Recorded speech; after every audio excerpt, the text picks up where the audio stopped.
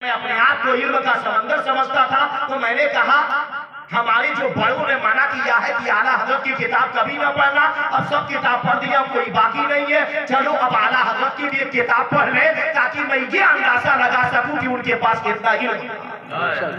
कौसर नियाज़ी कहते हैं कि मैं गया, जाने के बाद अहले सुन्नत व जमात के बड़े आलिम से पूछा आला हजरत की सबसे बड़ी ज़ख़ीर किताब का नाम बताओ, ताकि वही पढ़ लूंगा, उसी से अंदाजा लग जाएगा उन्होंने और किताबों में क्या लिखा है। एक आलिम ने बताया कि अगर तुम आला हजरत की ज़ख़ीर किताब को पढ़ना चाहते हो, जाओ फतावा रसिया पढ़ लेना।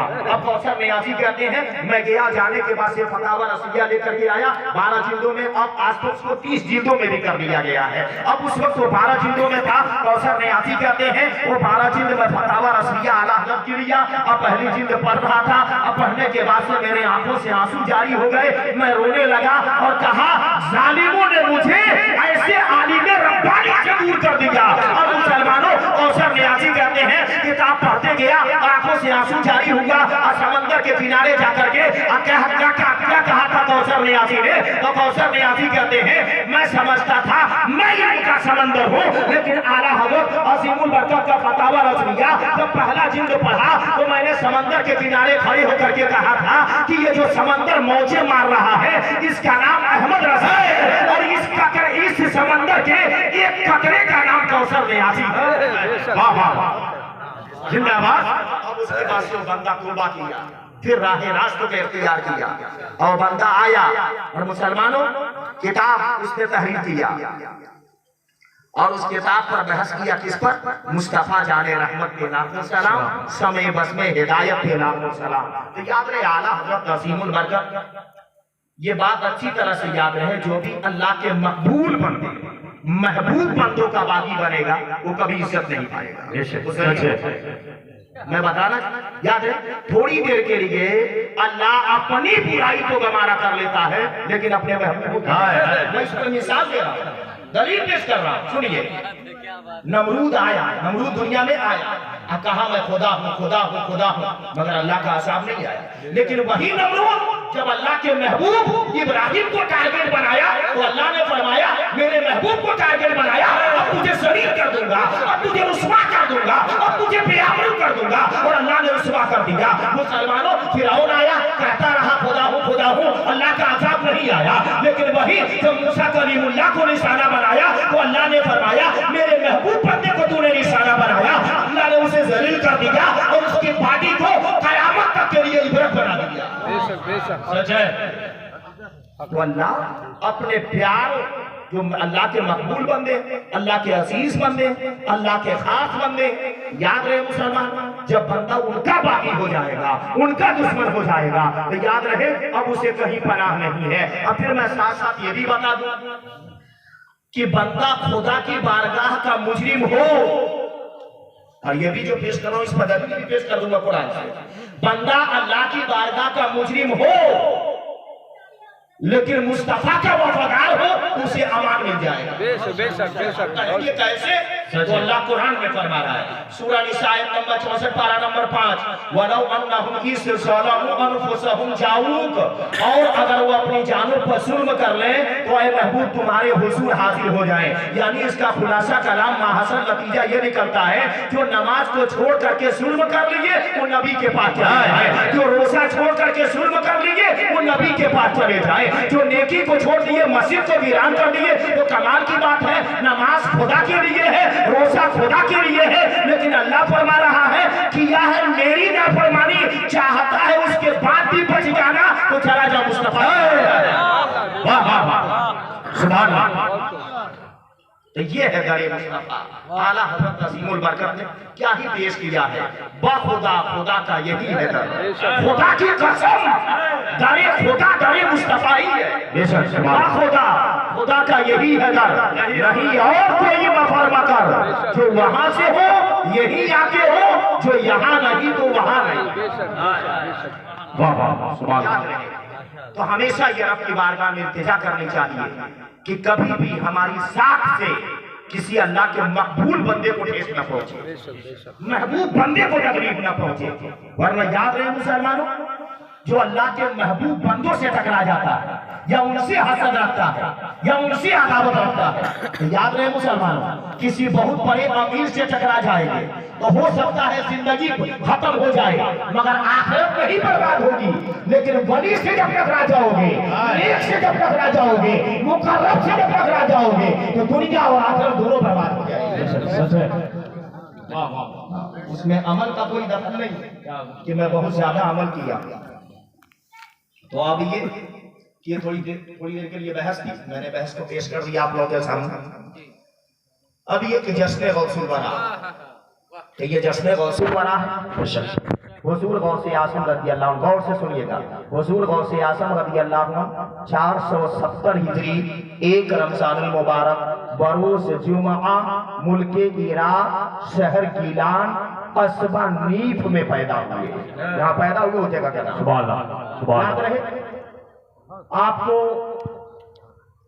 गीलानी और जीलानी दोनों कहा जाता है क्योंकि यहाँ उलमाए करम तशरीफ फरमा है। उर्दू में याद रहे गाफ होता है, अरबी में गाफ नहीं होता है।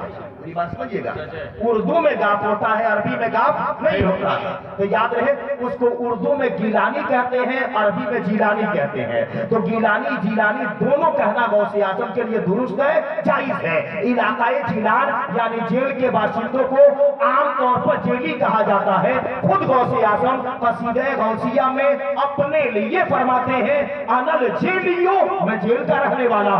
मुहीउद्दीन इसलिए मेरा नाम मुहीउद्दीन है, वो आलामी आला रासिल जिबाल, और मेरी असमत के झंडे पहाड़ों पर गड़े हुए। वाह वाह वाह सुभान अल्लाह। तो नाम क्या है? अब्दुल कादिर जिलानी। कुन्नियत क्या है? अबू मोहम्मद। लक़ब क्या है? मुहीउद्दीन। आलम में मशहूर है गौसुल आज़म के नाम पर, और आप ही को बड़े पीर साहब भी कहा जाता है। सुभान अल्लाह। हुजूर गौसे आज़म रज़ी अल्लाह वालिद की तरफ से 11 वास्तों से और वालिदा की तरफ से 14 वास्तों से गौसे आज़म रज़ी अल्लाह का सिलसिला नसब हजरत अली रज़ी अल्लाह तक पहुंचता है। हुजूर गौसे आज़म रज़ी अल्लाह वालिद की तरफ से हसनी है और वालिदा की तरफ से हुसैनी है, यानी गौसे आज़म माँ और बाप दोनों की जानिब से औलादे रसूल है। बेशक सुभान अल्लाह। हुजूर गौसे आज़म रज़ी अल्लाह के वालिद का नाम सैयद अबू साले मूसा जंगी दोस्त। आप कहेंगे इतना लंबा नाम, तो मैं इसको आसान कर दूं। लक़ब जंगी दोस्त, नाम मूसा, कुन्नियत अबू साले, तो पूरा नाम हो गया सैयद अबू साले मूसा जंगी दोस्त। हुजूर गौसे आज़म रज़ी अल्लाह की वालिदा का नाम उम्मुल खैर फातिमा, आपकी फूफी का नाम सैयदा आयशा, आपके नाना का नाम अब्दुल्लाह सोमई रज़ी अल्लाह अन्हु। और बस आगे बढ़ाते हैं। हुजूर गौसे आज़म रज़ी अल्लाह अन्हु की 4 बीवियां, और उन 4 बीवियों से 20 बेटे हुए, 29 बेटियां हुई। गौसे आज़म की 49 औलादें हुई। अब मुसलमानों में बताओ, हजरत अली रज़ी अल्लाह अन्हु की पहली बीवी फातिमा 8 या 10 साल के बाद जब आपका इंतकाल हो गया, तो मुख्तलिफ वक्तों में यानी कई वक्तों में हजरत अली 8 और औरतों से निकाह किए। हजरत अली की 9 बीवियां हुई, उन 9 बीवियों से 15 बेटे, 17 बेटियां हुई, यानी हजरत अली की 32 औलादें हुई। गौसे आज़म की 49 औलादें हुई। अब मुसलमानों, हम और आप क्या करते हैं? 2-4 बच्चों को बहाना बनाकर नमाज को छोड़ देते, 2-4 बच्चों को बहाना बनाकर मस्जिद को वीरान कर देते, 2-4 बच्चों को बहाना बनाते कि हम बच्चों के लिए कमा रहे हैं, कैसे नमाज पढ़े, कैसे इबादत करें। मगर हुजूर गौसे आज़म की 49 औलाद, और आज तक उनकी इबादत और रियासत का जिक्र किया जा रहा है। हजरत अली की 32 औलादें, मगर आज तक उनकी इबादत और रियासत का जिक्र किया जा रहा है। अब मैं बताना चाहूंगा, हुजूर गौसे आज़म रज़ी अल्लाह अन्हु का विसाल कब हुआ? तो गौसे आज़म रज़ी अल्लाह अन्हु का विसाल हुआ 561 हिजरी रबीउल सानी 8, 10, 11 और 17 4 तारीखें पेश की जाती है। वैसे गौसे आज़म की 2 तारीखें दुनिया में मनाई जाती हैं, 11 और 17 अपने मुल्क हिंदुस्तान और हिंदुस्तान के अतराफ ममालिक में 11 मनाई जाती हैं। बगदाद मुअल्ला में 17 तारीख मनाई जाती है, क्योंकि वही उनके विसाल की तारीख है। अब ये कि ये 2 तारीखें कसरत के साथ मनाई जाती है। फिर मैं बहस को आगे बढ़ा दूं। हुजूर गौसे आज़म रज़ी अल्लाह अन्हु के पैदा होने के गालिबन 55 या 60 साल के बाद हुजूर ख्वाजा गरीब नवाज अलैहिर्रहमा 14 रजब 527 हिजरी मुल्क ईरान सिस्तान सजसी में पैदा हुए, जिस सजसी को हम बिगाड़ते बिगाड़ते संजरी बना दिए। याद रहे वो संजर नहीं है, वो सजसी है। अब मैं बताना चाहूंगा कि हुजूर ख्वाजा गरीब नवाज अलैहिर्रहमा के विसाल की तारीख क्या है, तो 6 रजब 561 हिजरी को हजरत 6 रजब मुसलमानों में बताऊं कि हजरत ख्वाजा गरीब नवाज 14 रजब को पैदा हुए और विसाल की तारीख बताई जाती है 6 रजब 633 हिजरी या 627 हिजरी, कुछ इख्तलाफ है। अगर 633 माना जाए तो गरीब नवाज की जाहिरी जिंदगी कितनी होगी, तो याद रहे मुसलमानों, गरीब नवाज की जाहिरी जिंदगी 97 साल की, 27 माना जाए तो 106 साल की। बहरहाल ये कि इन बातों को छोड़ करके यूं कह दिया जाए गरीब नवाज की जाहिरी जिंदगी 100 साल से जायद हुई और गौसे आजम की जाहिरी जिंदगी 91 साल की हुई। हम और आप कहा करते हैं जो नेक बंदे होते हैं वो दुनिया में ज्यादा दिन नहीं रहते, ये मकूला गलत है। इसलिए गलत है कि जिंदगी रब के इख्तियार में है, वो सबसे चाहता है जितनी जिंदगी अता है। सुभान अल्लाह, माशाअल्लाह। अब ये हुजूर ख्वाजा गरीब नवाज अलैहिर्रहमा के वालिद गिरामी का नाम हजरत गियासुद्दीन हुसैनी अलैहिर्रहमा और वालिदा का नाम माहिनूर हसनी। याद रहे, कमाल की बात है, जैसे गौसे आजम माँ और बाप की तरफ से औलाद रसूल है, ठीक उसी तरह गरीब नवाज भी माँ और बाप दोनों की जानिब से औलाद रसूल है। हुजूर ख्वाजा गरीब नवाज की उम्र 9 साल की है, आप कुरान के हाफिज हो चुके हैं। 14 साल की उम्र में मुकम्मल आलिम हो चुके, आलिम बनकर के फारिग हो गए 14 साल की उम्र में। 15 साल की उम्र हुई गरीब नवाज की तो आपके वालिद हजरत गियासुद्दीन हुसैनी अलैहिर्रहमा का इंतकाल हो गया। तरका में यानी हिस्से में एक बाग मिला और पंचक की, वो गरीब नवाज उसी बाग की सिंचाई कर रहे थे जब तक कि उस बाग में हजरत इब्राहिम मजसूब आ गए। जब देखे गरीब नवाज कि हमारे बाग में बुजुर्ग आ गए तो गरीब नवाज बचपन से बड़ा अखलाकमंद थे, वो दौड़े हुए गए, जाकर अंगूर का एक खोसा तोड़े, प्याले में रखे, इब्राहिम मजसूब के सामने लाकर के पेश कर दिए। इब्राहिम मजसूब बजाय अंगूर खाने के गरीब नवाज के चेहरे को देख रहे हैं। गरीब नवाज ने कहा, हुजूर आप खाते क्यों नहीं, आप मुझे क्यों देख रहे हैं। इब्राहिम मजसूब ने जवाब दिया था कि बेटा मैं देख रहा हूँ तू बाग सींचने के लिए नहीं पैदा किया गया है, बल्कि अल्लाह ने तुझे वो मकाम अता किया है, वो बुलंदी अता किया है, वो उरूज अता किया है कि तू अपने इल्म हुनर से पूरे आलम को सींच देगा। उसके बाद से क्या होता है, इब्राहिम मजसूब ने क्या किया, जमीन में हाथ डालते हैं, अब कुछ खाने वाली निकालते हैं और गरीब नवाज को देते हैं। गरीब नवाज फरमाते हैं जैसे मैं वो खाया मेरे हलक से नीचे उतरा, तुरंत दिल की दुनिया बदल गई। तो मुसलमानों ये बाकमाल बंदों का मकाम होता है, ये मजसूबों का मकाम होता है, ये दुर्वेशों का मकाम होता है। इसीलिए डॉक्टर इकबाल को कह देना पड़ा, जला सकती है सम्मा मुर्दा को मौजे नफस उनकी, जला सकती है सम्मा मुर्दा को मौजे नफस उनकी। इलाही क्या रखा होता है अहले दिल के सीनों में, तमन्ना दर्द दिल की हो तो कर खिदमत फकीरों की, नहीं मिलता ये गौहर बादशाहों के खजीने। सुभान अल्लाह, जिंदाबाद जिंदाबाद। ये अल्लाह के मकबूल बंदों का मकाम है। अब ये लग रहा है पैसा वैसा सब खत्म हो गया क्या? हमारे मुमताज भाई को पास कर रहे हैं। शरीफ पढ़े बात को आगे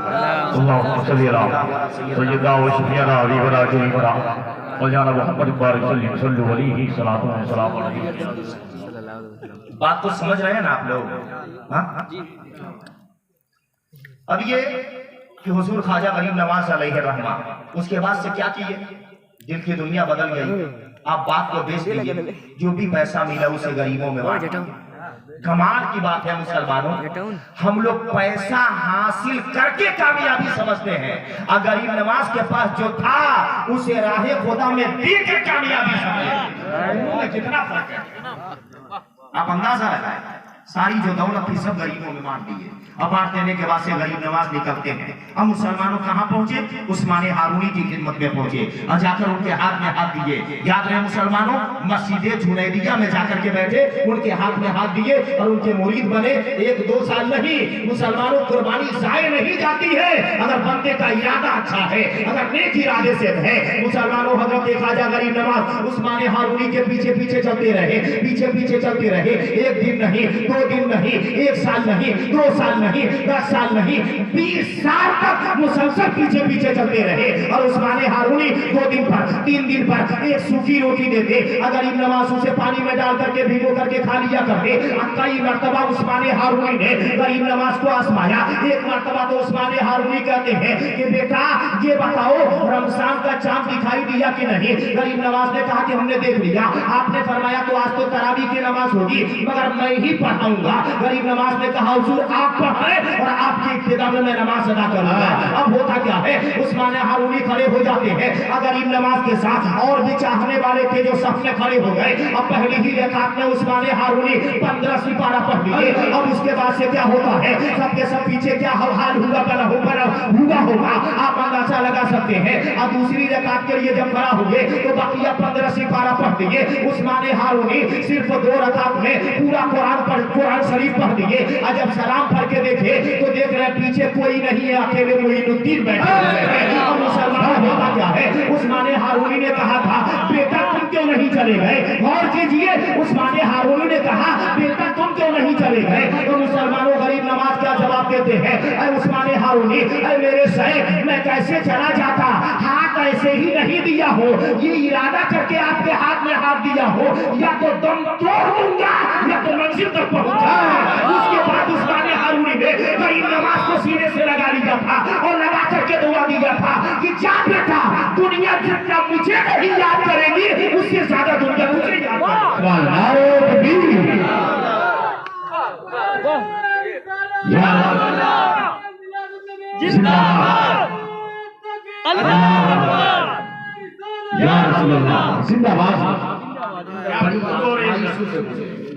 फिर ये कि हिंदुस्तान में हजरत ख्वाजा गरीब नवाज आए, अभी तारीख में पेश कर हूं। तारीख को याद रखनी चाहिए, याद रहे मुसलमान। वो तारीख कौन सी है? तो जब आप हिंदुस्तान में आए, अजमेर का नाम अजमेर नहीं बल्कि इतिहास में उसका नाम अजय नगर था। आज जब आकर के वहां कदम रखे तो अजय नगर था। कदम रखे 7 मुहर्रम 561 हिजरी को। कब? 7 मुहर्रम 561 हिजरी को। और वही 7 मुहर्रम है कि करबला में हुसैन पर पानी बंद था। और उसी 7 मुहर्रम को हुसैन की नस्ल से आकर के मुसलमानों अजमेर में कदम रखता है। और कदम रखने के बाद से हुआ क्या, मुसल्ले को बिछाए और बिछा करके रब की बंदगी कीजिए, हाथ उठाकर रब की बारगाह में दुआ कीजिए। अल्लाह ने अजय नगर को अजमेर शरीफ बना दिया। और मुसलमानों में बताना चाहूंगा, आप गौर करें, गरीब नवाज पहुंचे 7 मुहर्रम 561 हिजरी को अजमेर में। उसके गालिबन कुछ 2-4 दिन कम बेसी करके 3 महीने के बाद बगदाद में गौसे आजम का इंतकाल हुआ। गरीब नवाज के आ जाने के 3 महीने के बाद, क्योंकि गौसे आजम रज़ी अल्लाह के विसाल की तारीख क्या है? तो 561 हिजरी रबीउल सानी की 8, 10, 11, 17 मैंने पेश किया। अब वो 561 हिजरी में मुहर्रम की 7 को आए तो 7 मुहर्रम से रबीउल सानी तक जोड़ लीजिए कितना होता है, गालिबन 3 महीना। बात को समझ कि नहीं? गरीब नवाज यहाँ आ चुके थे, उसके 3 महीने के बाद गौसे आजम का बगदादी मोहल्ला में इंतकाल हुआ।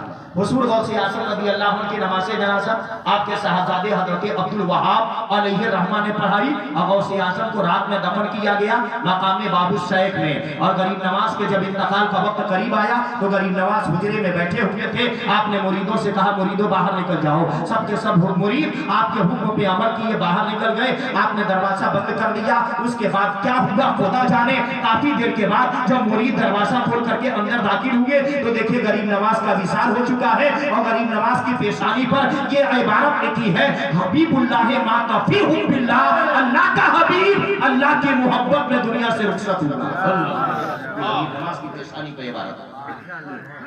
अब ये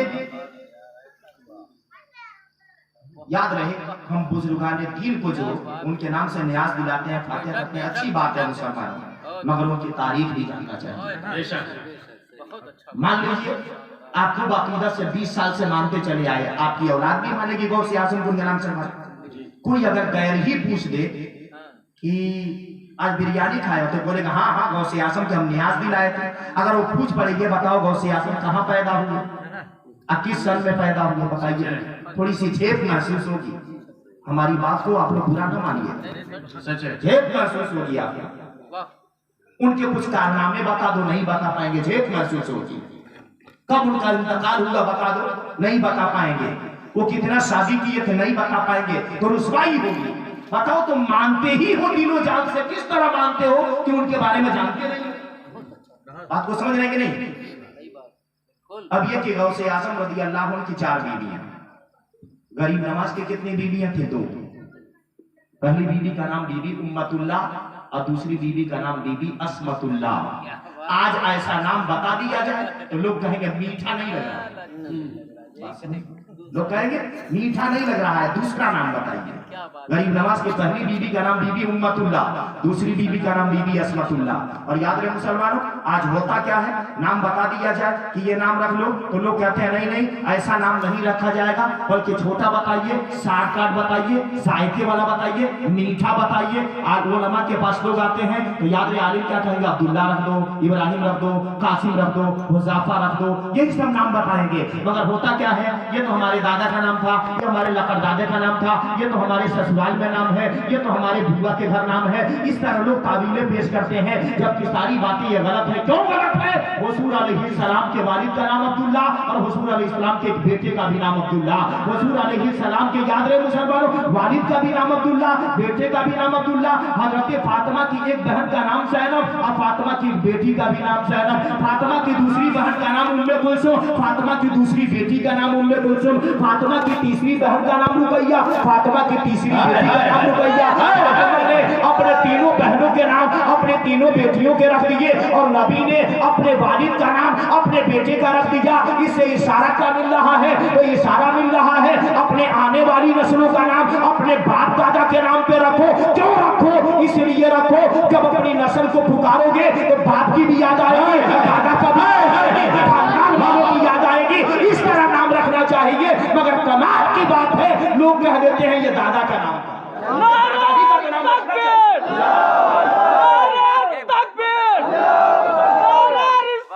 या रसूलुल्लाह जिंदाबाद जिंदाबाद,